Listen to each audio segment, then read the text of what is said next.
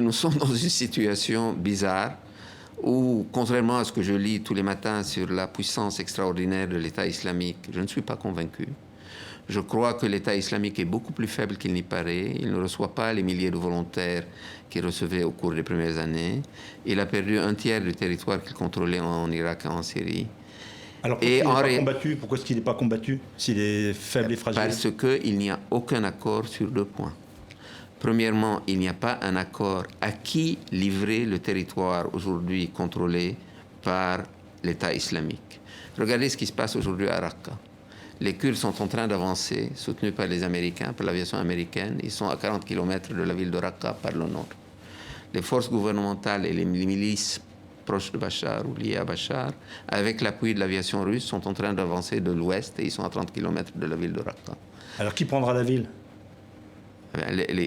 Un dirigeant kurde a dit avant-hier quelque chose qui est intéressant à noter. La ville appartiendra à celui qui la prendra. Ça veut dire qu'il y a une... Qui la prendra le premier. Qui la prendra le premier. Ça veut dire qu'il y a une compétition. On voit la même chose en Irak sur Falloujah.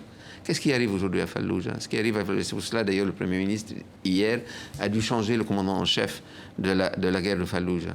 Bien entendu, est-ce qu'il faut que les milices chiites qui participent à la guerre aux côtés des forces gouvernementales en Irak entrent ou n'entrent pas à Falloujah, qui est une ville à 100% sunnite?